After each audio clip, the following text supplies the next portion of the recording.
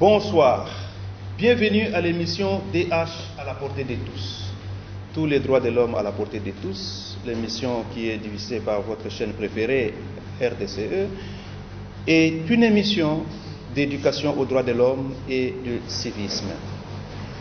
Aujourd'hui, nous allons recevoir pour vous un grand témoin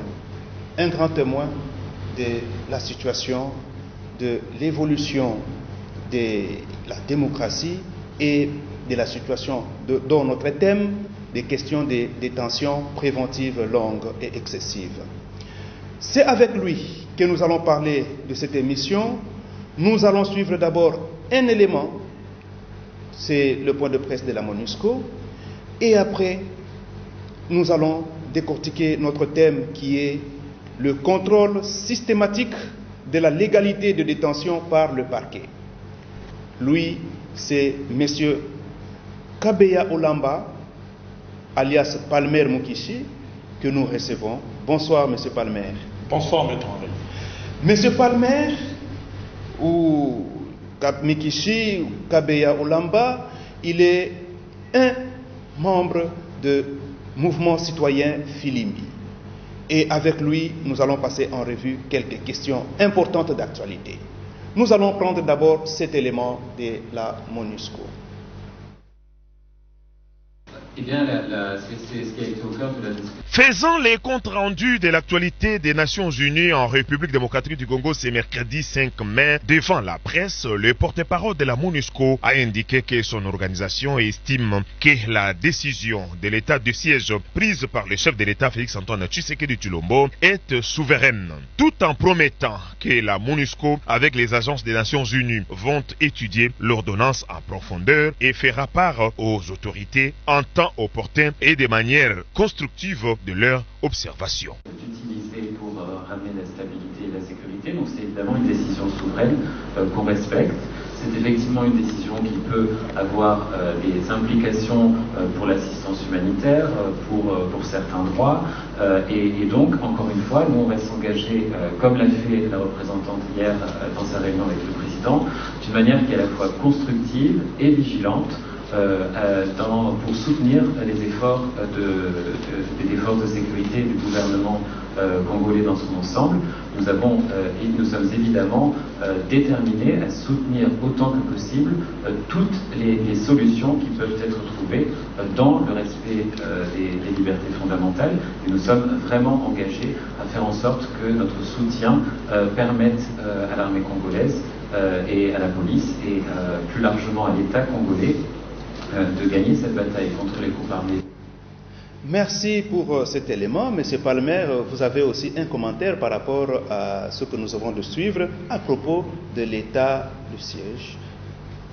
Moi, je pense que, comme nos partenaires de la République, la MONUSCO, le porte-parole était très clair, il a dit qu'ils soutiennent, parce que d'abord la décision, elle est souveraine, parce qu'on est dans un État souverain, elle est souveraine, ça revient en Congolais de prendre cette décision. Et puis il faut rappeler que cette barbarie, cette guerre, cette menace qui menace l'intégrité territoriale a fait près de 20 ans ou 23 ans que ça a commencé, ça ne prend pas fin. Je pense que le chef de l'État a pris une mesure très courageuse que nous devons tous le Congolais soutenir et donner de la chance pour qu'enfin dans cette partie de la République qu'il y ait moins la paix. Parce qu'il y a beaucoup, tout le temps c'est le deuil, ce sont des rapports de massacres, de tueries, de sabotages. Mais pour une fois, il y a une décision qui est courageuse. Je pense que nous allons tous soutenir avec l'appui de nos partenaires traditionnels, la MONUSCO et tant d'autres. Je pense qu'avec l'appui d'abord des Congolais à l'interne qui croient, ils doivent croire à cette histoire. Et je pense que nous allons le de l'avant et tout ça. Merci beaucoup, M. Père, asseoir la paix et la sécurité dans cette partie du pays, mais qui n'en profite pas pour faire des bavures. Voilà, ça c'est à propos de l'état des sièges. Mais qu'en est-il de la situation des défenseurs des droits de l'homme aujourd'hui, des arrestations, des manifestations réprimées? Avez-vous un mot à mettre sur cette question? Bon, là d'abord, dans la situation des droits de l'homme ou de l'activisme en général au Congo, et ce qui va aller jusque dans le journalisme et tout ça, la liberté de presse de manifester. Bon, c'est qu'il y a un petit recul, même beaucoup des rapports l'ont dit, il y a un petit recul à ce sens, et que et plus de détenus, plus de grimaces et de menaces par rapport aux libertés individuelles, aux libertés garanties par la Constitution. Parce que vous allez voir que récemment, il y a eu des journalistes qui ont été interpellés. Mais on ne dit pas qu'ils avaient tort ou raison, mais la manière dont ça s'est fait. Mais d'autres parmi eux qui étaient interpellés, parce qu'ils ont émis la volonté de la population, ce sont des émissions populaires, où la population suit. Mais parce qu'ils ont dit, c'est qu'ils ont reçu de la population, on a vu qu'ils étaient interpellés par des services de sécurité, disons le tard que nous avions condamné chez les kabylistes, et que nous n'aimerions pas voir le même tard, le même difficulté, le même bêtise, ça se transformer ici. Donc on a combattu ces histoires, on a combattu ces antivaleurs. Je ne pense pas qu'après l'alternance que nous avions combattu, et après la dictature ou tout ce qu'il y avait, maintenant on a l'alternance. Après l'alternance, il ne faut pas que le même tard soit transféré de kabylistes à tshisekidistes aujourd'hui. Parce qu'il faut le dire, ce sont les mêmes individus qui ont changé de camp, qui ont changé de casquette, qui ont changé de nom. Hier ils étaient mobutistes, ils étaient kabylistes, maintenant aujourd'hui ils sont tshisekidistes. Et que nous n'aimerions pas qu'en changeant de casquette, le propre saleté, il ramène ça ici. Mais je pense qu'en matière de la liberté d'expression, la liberté de manifester, récemment il y avait des jeunes qui étaient dans la rue, des mouvements citoyens, qui ont manifesté parce qu'ils ont vu qu'ils étaient lésés par rapport à ce que se faisait, Aram et tout ça. Maintenant, vous voyez, ils étaient tabassés, on a frappé. Ça, ce sont les histoires qu'il faut condamner avec la dernière énergie, que ça ne devait plus se passer ainsi, parce que nous avions milité, nous avions lutté pour que nous ayons quand même un état de droit véritablement où les textes sont plus forts que les individus.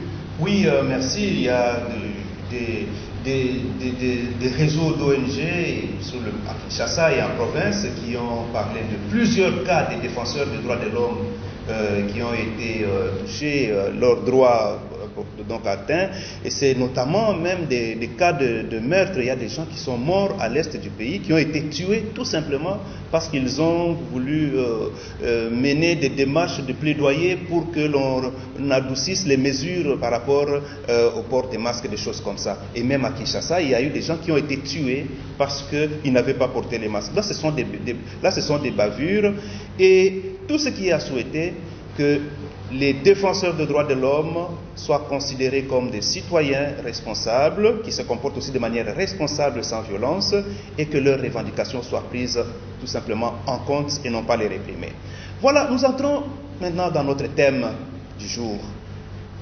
Contrôle systématique de la légalité de détention par les parquets.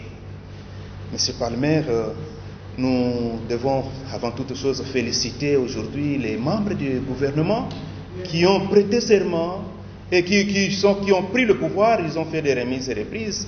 Et Excellence Madame Rose Mutombo, vice-premier ministre et ministre de la Justice et garde des Sceaux, et l'honorable aujourd'hui Excellence Puela, qui est ministre des Droits humains. Il y a beaucoup d'attentes par rapport à ces questions de détention préventive. Alors, pouvez-vous nous faire un petit témoignage de vous personnellement sur les situations de détention, de longue détention ou d'arrestation, même arbitraire? Merci beaucoup, maître. Sur cette question-là des arrestations arbitraires, on va faire des témoignages, on va en parler. Mais ce qu'il faut savoir que les détenus qui sont détenus en RDC, le rapport des ONG et d'autres structures très sérieuses nous disent que nous-mêmes on est dans ça. Il y a 70% des détenus actuellement en RDC, ils sont en détention préventive.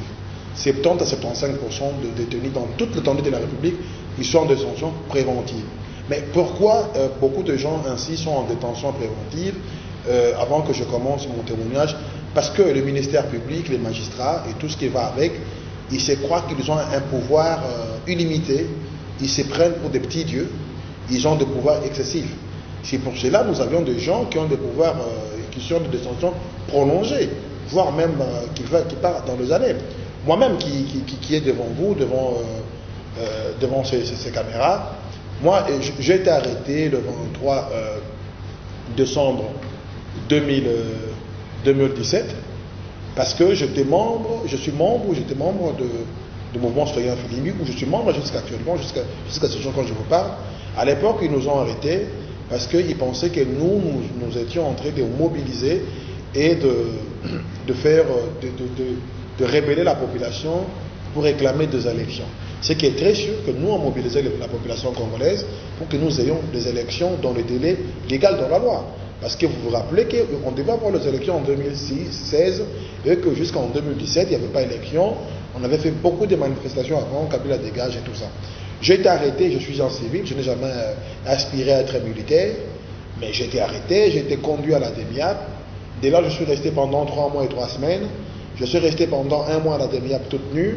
Et dès là, on nous donnait de la nourriture pourrie, tout ce qui était à mettre de côté dans des chambres froides, dans l'alimentation. Ça sentait vraiment de la merde. On mangeait de la très mauvaise qualité du maïs. Et on prenait de l'eau qui sortait dans des toilettes. Donc c'était vraiment dans ces conditions-là que nous avions survécu à la DEMIAP. J'ai vu beaucoup de co-détenus, d'ailleurs de militaires, qui étaient déjà venus en mauvaise santé. Peut-être moi, j'ai eu la vie sauve, parce que j'étais entré quand même en bonne santé, et le bon Dieu a fait en sorte, ainsi que la pression de tous les partenaires des ONG qui étaient à l'extérieur, qui ont fait tellement la pression. J'étais asthmatique, j'ai frôlé la mort 2 fois à la DEMIAP, mais beaucoup sont restés. Ils sont entrés à la DEMIAP vivants, mais ils sont sortis, on ne sait pas de la manière. Mais ce qui est très sûr qu'ils sont sortis morts, ils ne s'étaient pas sortis en vie, on ne sait pas ce qui est arrivé après, quand ils sont sortis. Après cela, on est allé à l'ANR, après 3 mois et 3 semaines, on nous a transférés à l'ANR, malgré que le dossier était vide. On nous a transférés à l'ANR, et dès là, on est resté encore pendant 3 mois et 3 semaines. Et on était là, on nous a mis dans un truc, dans une cellule là-haut. Il n'y avait presque rien, il fallait descendre, prendre de l'eau. La souffrance, elle était énorme. Et on nous a envoyé après à Makala, où on est resté pendant 3 mois, parce que toute la durée de ma détention, j'ai fait 9 mois et quelques semaines de ma détention. On est allé à Makala avec toutes les conditions que vous connaissez Makala. Ce n'est pas peut-être Makala d'aujourd'hui, c'est Makala à l'époque, où les gens vidaient des toilettes avec peut-être un menu. Où les gens, on a vu beaucoup de gens malnutris, beaucoup de gens sont morts, beaucoup de gens aujourd'hui ont des séquelles. Je suis entré à la DEMIAP, je pouvais voir sans mes lunettes, je voyais très bien.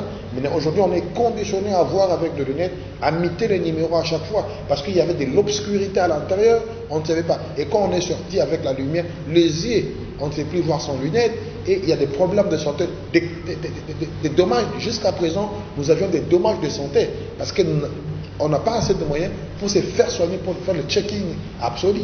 Et nous demandons directement au nouveau ministre des Droits humains Apuela et au ministre de Mme Mutombo du Kafko, actuellement elle est ministre de la Justice, de voir ces histoires. Ça doit s'arrêter. Il faut aussi donner du pouvoir aux magistrats de savoir les dossiers qui sont auprès des renseignements militaires, d'avoir le contrôle des dossiers qui sont auprès de l'ANR, avoir les dossiers qui sont auprès du Conseil national du CNS, Conseil national de sécurité. C'est ça où les gens souffrent, c'est ça où les gens gangrènent, c'est ça où les gens meurent. Vous tuez les gens à petit feu, les gens sortent vivants, mais après ils vont mourir. Combien de gens on était avec à la DEMIAP? Après la DEMIAP, ils sont morts, parce qu'ils n'ont pas de petits moyens pour se faire soigner. Oui, on peut continuer. Je peux donc voir que vous avez passé 6 mois en détention à l'ANR et à la DEMIAP. Et est-ce que vous aviez de visites dans ces milieux? Est-ce que vous aviez droit à un avocat à l'ANR ou à la DEMIAP? Est-ce qu'il y a des magistrats qui venaient vous rendre, qui venaient passer là-bas? Non, même pas.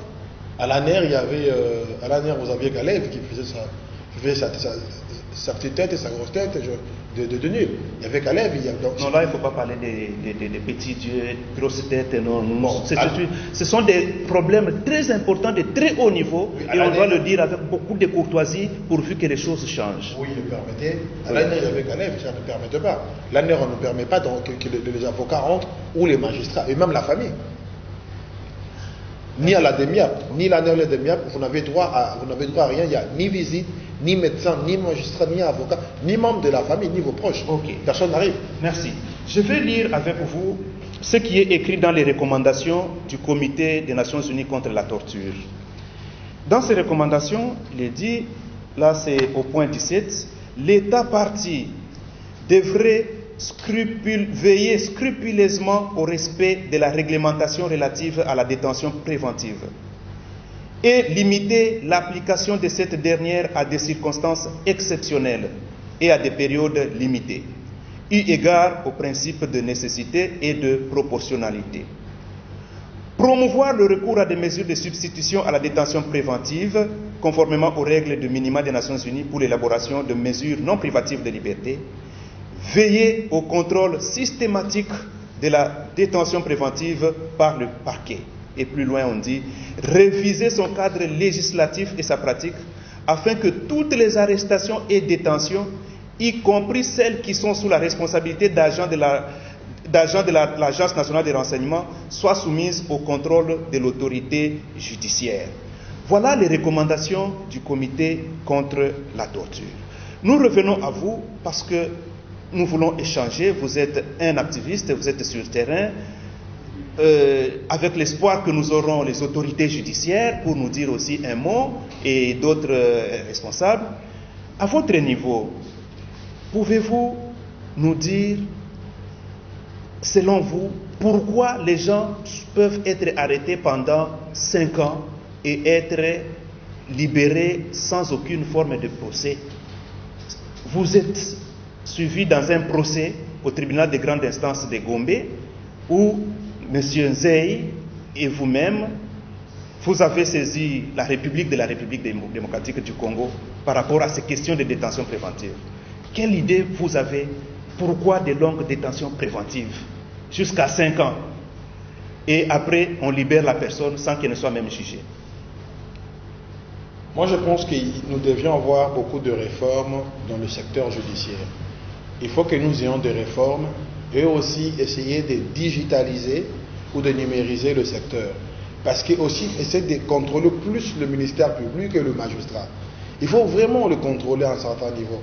Parce que s'il n'y a pas un contrôle sur le magistrat, sur le ministère debout, sur tout ça, c'est pour cela qu'il y a des gens, parce que vous voyez, mon frère qui a fait 5 ans en détention préventive, et avec lui nous avons ensemble porté plainte contre la République pour des détentions arbitraires illégales, mais vous constatez qu'avec lui, il est resté à la prison centrale de Makala, son dossier, il est comme prévention, le dossier avait été déjà classé, disparu ou perdu. Donc même le parquet qui a mis la personne sous mandat d'arrêt provisoire oublie qu'il a quelqu'un dans ses offices qu'il a mis là-bas. Le parquet oublie qu'il a arrêté quelqu'un. Et maintenant quand ils vont se rappeler avec la famille, les gens, ils se rendent compte que non, ils ont commis une bêtise. Et qu'est-ce qu'ils font? Ils vont le libérer et en effaçant toutes les traces.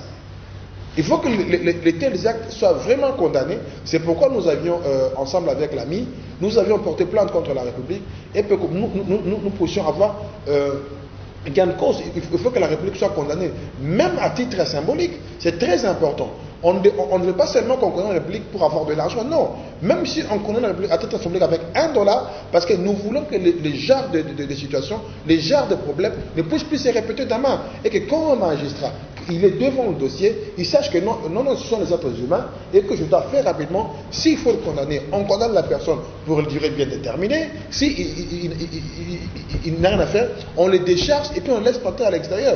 Parce que vous prenez 5 ans de la vie d'une personne, une active dans la prison centrale de Makala, et après vous voyez que non, c'était votre erreur et vous le libérez. Je pense que même dans les pays européens, les gens, mais tout ce qu'on va démonter, les gens ont fait ça en condamné, même si on va condamner pour $0,5 la République, mais tout ce que nous voulons, que la République soit condamnée à titre exemplaire pour que demain, ça soit une jurisprudence, pour que demain le genre de problèmes, le genre d'état, le genre de difficultés ne puisse plus arriver. Et aussi nous appelons la ministre de la Justice et des Droits Humains de voir en prison, il y a beaucoup de gens qui sont en prison et qui n'ont pas de dossiers, les dossiers sont perdus, sont brûlés, quand il y avait des incendies, ils sont restés là, ils ne savent pas quoi faire.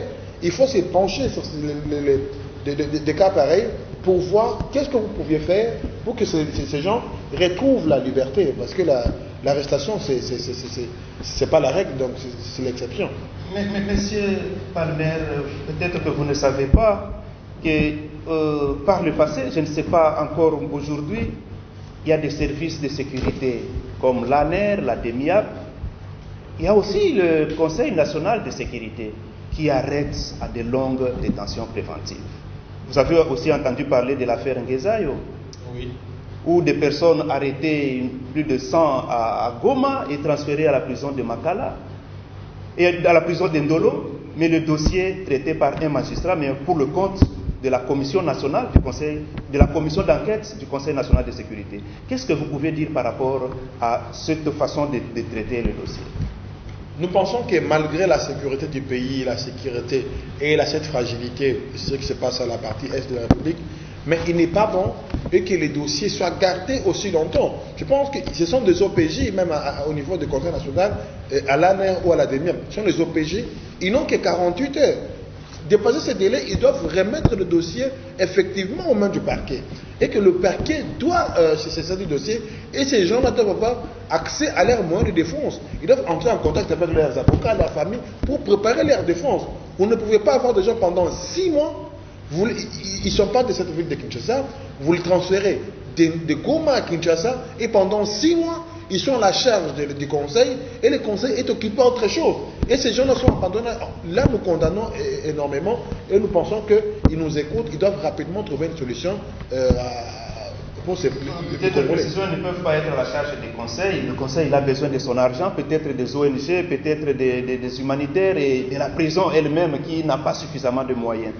Alors, par rapport aux magistrats, on va parler dans tous les sens. Est-ce que vous ne pensez pas que les magistrats ne sont pas suffisamment motivés pour faire correctement le travail, pour faire le suivi d'autant de dossiers qu'ils peuvent avoir? Qu'est-ce que vous pouvez recommander par rapport à cette question-là pour les magistrats?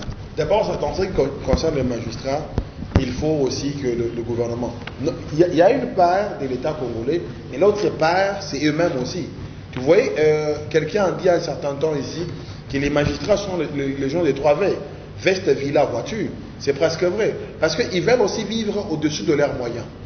Mais au-delà de ça, il faut mettre le moyen aux magistrats. Parce qu'ici, d'ailleurs, à Kinshasa, ils ont ce qu'il faut. Mais à l'intérieur, il y a des magistrats qui siègent sous les arbres. Il faut que l'État prenne ses responsabilités, mettre le moyen dans le cours des tribunaux, recruter d'autres magistrats, leur payer régulièrement pour que ces gens-là ne puissent pas aller chez les gens, chez les détenus ou des familles, soutirer de l'argent pour essayer de voir comment est-ce qu'ils vont travailler. Parce que c'est inacceptable à notre justice et que ce sont les partis qui prennent en charge des enquêtes. Ok, nous pensons que c'est bien entendu, on peut donner des moyens nécessaires aux magistrats et que du côté des magistrats, c'est la conscience qui compte aussi beaucoup et voir ceux qui doivent aller en province, je crois qu'ils ont besoin encore des primes, c'est important. Mais, M. Palmer, le contrôle systématique de la légalité de la détention préventive, que pensez-vous si aujourd'hui, par exemple, les magistrats retrouvent encore des difficultés pour aller dans tous les lieux de détention de la DEMIAP, des différents services de sécurité et même des différents, donc à la police judiciaire et ainsi de suite. Qu'est-ce que vous pensez par rapport à ça? Nous pensons que d'abord, il faut que le budget alloué à la justice, parce que ce qui nous fait très peur, d'abord avec ce gouvernement, on va les appeler, le ministère de la Justice n'est plus VPM, il est ministre d'État. On ne sait pas, dans un pays où actuellement les gens ont soif de la justice, il y a vraiment de l'injustice, il y a des gens qui détournent de l'argent de biens publics, eux qu'ils ont réduit la justice au ministère d'État. Au lieu de mettre ça comme une priorité, bon, on ne sait pas, c'est une priorité à second plan, on ne sait pas pourquoi ils l'ont fait, mais je pense qu'il faut que la justice mobilise beaucoup de moyens. Quand ils n'en ont pas, ils peuvent aller chez les partenaires, ils peuvent aller avec d'autres personnes, les partenaires de la République, voir comment est-ce qu'ils peuvent travailler pour non seulement l'indépendance des magistrats, mais aussi les moyens techniques de faisabilité de leur mission. Parce que ici, comme je l'ai dit tout à l'heure, ici c'est encore mieux. Mais un magistrat qui est à Katakokombe, un magistrat qui est à Djungu, un magistrat qui est à Walikale. Donc c'est encore plus pur.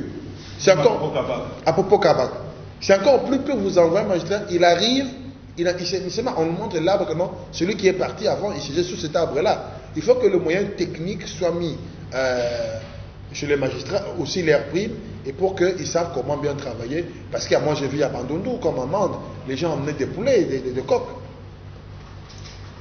C'était très difficile pour les magistrats dans ces conditions-là de savoir comment s'acheter un papier, un stylo pour travailler.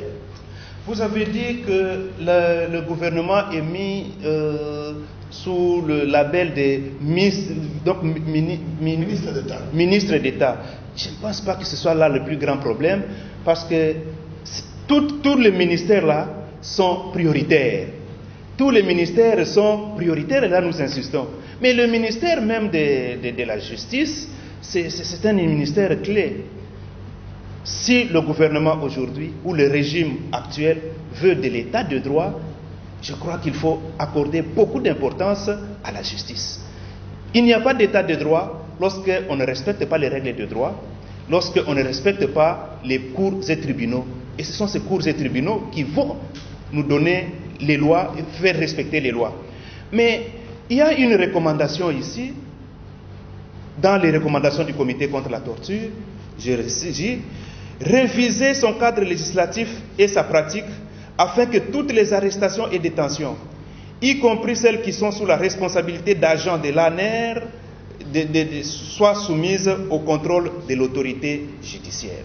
Pensez-vous qu'aujourd'hui, le contrôle de tous les lieux de détention ou de tous les détenus dépend de cette loi? À ce jour, est-ce que les magistrats ne peuvent pas aller contrôler ou ne peuvent pas contrôler tous les cas de détention dans la pratique? Dans la pratique, ça ne peut pas se faire parce que le magistrat lui-même il se sent complexé devant le renseignement et devant d'autres services de sécurité. Mais je pense qu'il faut que des lois anciennes et les gens du renseignement qui brandissent des lois de 61 ou des vieilles lois, ils doivent se conformer actuellement dans la Constitution et se conformer dans les traités que la République a ratifiés à l'extérieur. Je pense que ces gens-là, les problèmes qu'il y a avec la plupart des gens qui sont dans le renseignement, ils restent dans leur carcan, dans leurs lois qui sont régies eux-mêmes. Ils ne sortent pas dans leurs lois. Ils vous disent que non, oui, mais là c'est là-bas. Mais nous, voilà ce que nous raisonnons. Mais quand vous lisez ce qu'ils vous brandissent, c'est un truc à l'époque coloniale, c'est un truc à l'époque de Mobutu, sont des vieilles textes. Et qui ne sont pas conformes. C'est ça le problème. Il faut vraiment que la remise à niveau auprès des agents de sécurité et de ces services pour qu'ils comprennent que la Constitution aussi. Parce que des fois, ils sont dans les histoires, mais ils sont restés bornés dans leur carcan, ils sont embourbés dans des vieux textes qui n'ont plus l'utilité aujourd'hui avec l'évolution où notre pays a avancé. Là, vous avez raison, M. Palmer, et nous tendons vers la fin de notre émission. C'est vrai que nous avons de vieilles lois sur les services de sécurité. Nous avons beaucoup de respect à tous les agents et toutes les autorités des services de sécurité. Et nous les aimons beaucoup. Et nous voulons qu'ils puissent aussi mettre l'état de droit avant toute chose. Voilà pourquoi nous disons, vous dites bien, la Constitution est au-dessus des lois. Et donc, si la Constitution ne le permettait pas, et si aujourd'hui nous avons un régime qui veut d'un état de droit, et donc les pratiques dans les services de sécurité doivent changer. Mais là, c'est aussi une recommandation au Parlement. Voilà, c'est le comité contre la torture qui demande au gouvernement, à la République démocratique du Congo, de réviser ces anciennes lois pour les adapter à la Constitution. Nous tendons vers la fin de notre émission. Nous avons beaucoup parlé. Selon vous, qu'est-ce que les gens doivent retenir? Ce que les gens doivent retenir est que nous devions, dans notre pays, il y a beaucoup de choses qui marchent très mal et les gens sont habitués à ça. Il y a des gens qui restent en prison pendant beaucoup de mois, les gens disent « Ezananka Bongo ». Et comment Nanka Bongo? Parce que les gens s'habituent dans ce qui n'est pas utile à s'habituer avec. Moi, je pense que quand les ONG, quand la société civile vous appelle à venir témoigner, à venir nous donner des preuves. Vous avez des frères, des sœurs, des amis en prison qui ont fait beaucoup d'années, que vous connaissez, qui sont dans des conditions inhumaines, qui n'ont jamais été jugés. Vous pouvez s'approcher vers nous pour nous dire, et nous allions prendre vos voix, parce que nous sommes ce véhicule de l'expression quotidienne. Nous prenons vos desiderata et nous le mettons à la place publique et nous communiquons avec les autorités. Donc, je pense que c'est ça notre rôle, c'est notre travail. Et par rapport aux magistrats, quelles recommandations avez-vous à formuler? Le magistrat et le parquet, je peux leur dire, les gens que vous arrêtez, c'est comme on dit au cimetière, ils sont comme vous, ils seront toujours comme vous. Quand vous jugez, quand vous mettez les gens dans ces trous, vous devez toujours avoir ce cœur-là. Il ne faut pas, avant de déclasser les documents, de mettre dans les archives, de mettre à côté. Vous devez vraiment veiller à ce que non, cette personne, il est toujours en prison. Est-ce qu'il a été jugé? Est-ce que ses droits ont été respectés? Parce que pour la plupart des cas, quand vous fatiguez, vous mettez de côté, parce que peut-être qu'il n'y avait pas de motivation, mais peut-être pour un $100, pour un $50, mais quelqu'un va pourrir pendant 10-15 ans. Je pense que c'est votre responsabilité, avant de dégager le dossier, vous devez veiller entre vous assurer que ces dossiers, vraiment avant qu'on déclasse, il y a un fin. Et puis la fin de cela est vraiment réelle. Et que non, ce dossier, je l'ai suivi, tout ça. Quand je la classe, réellement, et que non, la personne s'est classée, il n'est pas là, il n'est pas en prison, il n'y a pas assez de preuves, c'est cela. Il ne faut pas traiter les dossiers aléatoirement, ça c'est pas très bien. Le contrôle systématique de la légalité de détention par le parquet est une nécessité pour notre pays et pendant cette période. Nous espérons que M. Palmer Kabeya Olamba dit Mikishi, il a été avec son grand témoignage et il nous a dit ce qu'il pense de cette réalité. Il y a beaucoup à faire, mais nous espérons que la République évolue et toutes les autorités qui nous suivent et qui nous suivront pourront penser à modifier soit des lois ou soit les pratiques dans les lieux de détention, dans le cadre de détention par les services de sécurité, et tout magistrat de parquet doit aller partout où une personne doit être détenue. Au-delà de 48 heures, il faut présenter la personne devant le magistrat, devant les chambres du conseil. Vous êtes en difficulté, vous êtes détenu des années et des années à la prison d'Endolo ou à la prison de Makala, faites tout pour faire entendre votre voix, pour que la République et l'État des droits s'occupent de vous dans le meilleur des façons. C'était TH à la portée de tous. Tous les droits de l'homme à la portée de tous, votre émission préférée. Aujourd'hui, cette émission a connu la participation de M. Kabeya Olamba Palmer, Mikisi Marcel, et à la cabine, nous avions M. Ewing Mukuna, M. Gelor Nyangi et M. Jires Nzunzi, le tout sous le chapeau de M. Ig Kibao, le DG de la RTCE, la chaîne qui fait la promotion de la condition humaine.